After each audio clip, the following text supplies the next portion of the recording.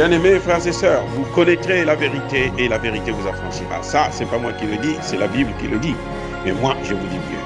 Vous connaîtrez la vérité historique, notamment celle de vos ancêtres kémites, et vous aurez une vision globale de ce que c'est que la vraie souveraineté politique. J'ajoute, vous reviendrez à la spiritualité africaine ancestrale et vous comprendrez les enjeux de l'indépendance économique. Et pour terminer, vous accepterez votre identité culturelle kémite et vous obtiendrez deux choses. La première, c'est la paix. La seconde, c'est le développement, à une condition. L'unité de toute l'Afrique noire, l'unité de tous les Noirs du monde entier. Otep à tous, bienvenue sur la chaîne des panafricanistes par essence, par conviction et par excellence. Celle des citoyens kémites par nécessité et obligation de combat. Nous sommes une chaîne qui n'est guidée que par nos ancêtres et rien que par les ancêtres qui appartiennent à l'égrégore du monde noir. Par conséquent, nous ne croyons en aucun Dieu venu de l'étranger. Toutefois, cette vidéo n'est aucunement destinée à inciter à la haine ou à la violence, car nous menons un combat qui est d'abord et avant tout spirituel, intellectuel et démocratique. Ensuite, il est politique, géopolitique et géostratégique, contre l'impérialisme, le colonialisme, le néocolonialisme et l'endocolonat, qui sont tous qualifiés de crimes contre l'humanité. Nous menons ce combat sur la base du principe fondamental que nous avons hérité de nos ancêtres kémites, qui est celui de la Mahat, c'est-à-dire solidarité, vérité et justice. Vous êtes donc en droit de connaître la vérité, et nous avons l'obligation de vous dire la vérité, rien que la vérité, afin que justice soit rendue au continent africain. Et ça, c'est notre modeste contribution dans cette noble lutte en faveur de la souveraineté, la dignité, la solidarité et l'unité africaine. C'est exactement ça que nous appelons le panafricanisme. Bien-aimés frères et sœurs, le président Sassou Nguesso, après la réunion, la grande réunion le pacte financier à Paris, s'est donné des grosses accolades avec le président sud-africain. J'ai apprécié une chose, je tenais à le dire, je vous ai toujours dit que lorsque nous avons des dirigeants qui changent, qui prennent le cap qui nous intéresse, il faut les encourager, il faut le leur dire, il faut qu'ils le sachent que oui, nous prenons acte. Maintenant, il faut aller plus loin, il faut continuer, il faut progresser, il faut faire avancer le combat que nous sommes en train de mener. Et je tenais à saluer ces accolades fraternelles et très sincères d'ailleurs. Parce que le président Sassou Nguesso a reconnu que nous sommes dans un combat. Et c'est vrai. Le panafricanisme est un combat contre les forces impérialistes, colonialistes, esclavagistes. Le panafricanisme, c'est ça d'abord. Le panafricanisme, c'est un combat pour la souveraineté, pour la dignité, mais aussi pour l'unité et la solidarité entre les hommes et les femmes noires. Et c'est ça que j'ai apprécié en écoutant dans cette rencontre entre Sassou Nguesso et Cyril Ramaphosa. Les deux s'appellent chef et Sassou Nguesso dit « Nous sommes dans le combat et nous sommes fiers des rafales que vous avez envoyées ce matin. » Mais de quelle rafale parle-t-il? De quel combat parle-t-il? Mais le combat dont on parle, c'est le combat du panafricanisme. C'est ça justement que Sassou Nguesso est en train d'évoquer là. Je comprends que les opposants de Sassou Nguesso ne seront pas contents. Moi, je ne suis pas opposant, je suis docteur en sciences politiques. Donc, moi, j'observe les faits et puis je les analyse et je tire ce qu'il y a, les leçons qu'il y a à tirer. Je sors ce qui n'a pas été dit, ce qui n'a pas été bien clair.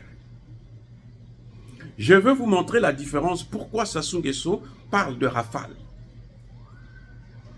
Mais Sassou Nguesso avait parlé avant, la veille, il avait parlé avant Ramaphosa.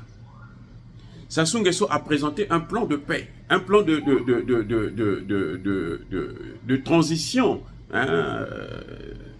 transition verte, où il faut abandonner le pétrole et le gaz pour aller vers le, comment vous appelez ça, les énergies renouvelables, propres.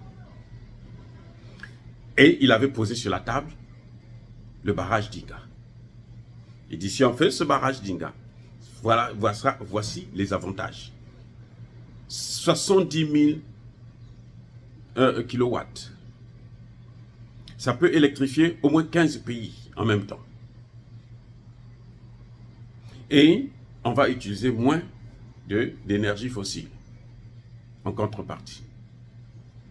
Mais vous savez, les propositions que Sassou Nguesso avait faites, il l'a faites comme ils ont l'habitude de le faire dans l'ancienne méthode, où vous venez, bon, vous posez quelques dossiers sur la table et vous attendez que les Blancs puissent dire, les Occidentaux bien sûr, puissent dire « oh c'est bien » ou « c'est pas bien ». Mais en général, ils disent toujours que c'est pas bien parce que c'est eux qui pensent ce qui est bien pour nous. Donc ils vont rejeter ça et puis bon, on va vous donner quelques miettes. Bon, tenez 100 000 là, allez-y, repartez chez vous. Cyril Ramaphosa, le lendemain, prend le même dossier. Il dit, voilà une action concrète. Nous ne sommes pas ici des commandeurs. Nous participons. Nous voulons être à la table de négociation. Là, il a commencé à taper dur. Il a répondu d'abord à l'Ukraine, qui avait dit que nous, on était partis là-bas. Je parle de nous, Africains. On était là-bas pour quémander le blé. Il dit non, nous, on est allés pour la paix. Nous, on vous demande de prendre le blé, de le mettre sur le marché et nous allons tous aller venir acheter. On va faire le business, c'est tout. Comme ça se passe d'habitude. Mais pour qu'il y ait le business, il faut qu'il y ait la paix. Donc, on n'est pas venu ici pour commander. Nous n'avons pas, le président Kenya l'avait bien précisé, nous n'avons pas besoin de vos faveurs. Voilà ce qui a choqué les Occidentaux. Ce qui a choqué les pays européens et les membres de l'OTAN. Parce qu'eux, ils ne sont pas habitués à ça. À écouter les Africains parler. Eh oui. Et donc, Cyril Ramaphosa a changé de ton. Il a élevé le niveau. Là où Sassou Nguesso avançait timidement, Cyril Ramaphosa est venu, il a pris ça, il a sorti et il a frappé. C'est pour ça que Sassou Nguesso parle de rafale. Parce que c'est un autre langage, c'est un autre type de langage. Et on a entendu ce langage aussi avec le président du Kenya. On a entendu ce langage aussi avec Lula du Brésil. Mais les caciques de la politique africaine, franco-africaine, les hommes de la francophonie, ceux qui ont grandi dans la francophonie, ceux qui ont travaillé, évolué, emmûri dans la francophonie, eux, ils ont une autre façon de faire les choses. Mais c'est vrai qu'ils sont en train d'aller tous dans le même chemin, parce qu'on a vu, je vous l'ai déjà dit, dans une vidéo, où les pays de la CEMAC, donc Biya, Sassou, Obiangema, Bongo, Idriss Kaka et le centrafricain Touadéra, ils ont pris la décision de nommer des responsables de la BEAC sans tenir compte de l'avis de la France, alors que dans les textes de la création de la BEAC, c'est ce qui est imposé. Rien ne peut se faire sans la France. Mais cette fois-ci, ils ont balayé. Donc, dans le silence, ils sont en train de combattre. Mais Ramaphosa est venu, lui, il tire à boulet rouge. Vous voyez, et j'ai apprécié que le président Sassou Nguesso puisse reconnaître ça. Et que ça donne le temps. C'est pour ça qu'après, le Kenya qui est venu, qui vient, il tape aussi sans hésitation. À boulet rouge. Il tire à boulet rouge. Et Lula, lui, c'est même pas la peine, il n'est pas passé par le dos de la cuillère. Hein? Il a raclé la mise. Donc, voilà, nous devrons encourager ces avancées timides sur la bonne voie. C'est très bien. Il faut saluer ça. C'est ce que nous voulons. Nous voulons qu'on nous respecte. Nous voulons que notre dignité soit respectée. C'est pour ça que j'appelle encore le président Sassou Nguesso à ne pas inviter Emmanuel Macron au sommet des pays qui ont les plus grandes forêts de ce monde. Les 3 plus grandes forêts de ce monde. C'est-à-dire l'Indonésie, le Brésil et le Congo. Enfin, le Congo et ses environs. Voilà. Parce que c'est comme ça qu'il faut montrer que nous avons notre souveraineté. Nous voulons maintenant notre souveraineté. Mais s'il recule, ça n'a aucun sens. C'est qu'il aura donné un coup de pied dans l'eau. Voilà le problème. Ramaphosa a donné le temps. Je ne suis pas sûr que Emmanuel Macron va être invité au sommet des BRICS. Et pourtant, Ramaphosa est sous pression pour que Emmanuel Macron puisse participer. Mais ça m'étonnerait très fort qu'il puisse assister au sommet des BRICS. Parce que déjà, il n'a pas sa place. Donc c'est comme pour les forêts. La France n'a aucune forêt. Elle a le bois. Elle n'a rien du tout, sinon l'eau et le vent. Et donc, elle n'a pas besoin de venir nous donner des leçons, nous apprendre quoi que ce soit là-bas. Dire cela, c'est inciter à la haine ou à la violence. Non. Yaba, colère, veyamalem. Encore une fois, soyez bénis. Je persiste et je signe. Soyez abondamment bénis par le Dieu des Kémites et par nos ancêtres angélisés. Mais que tous ceux qui persécutent le continent africain le pillent et le déstabilisent. Qu'ils soient noirs, blancs, chinois, arabes, indiens, qui qu'ils soient maudits, punis, foudroyés, neutralisés, effacés, écrasés par ce Dieu des Kémites et par nos ancêtres angélisés. Vive l'Afrique éternelle, j'ai dit et j'assume.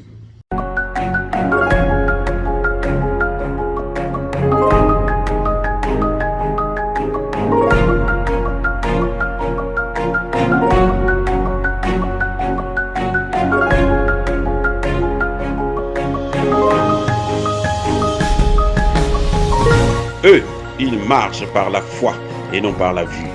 Mais moi, je vous conseille vivement de marcher par la connaissance scientifique et historique, notamment celle de nos ancêtres kémites, par les 5 sens et par l'intelligence.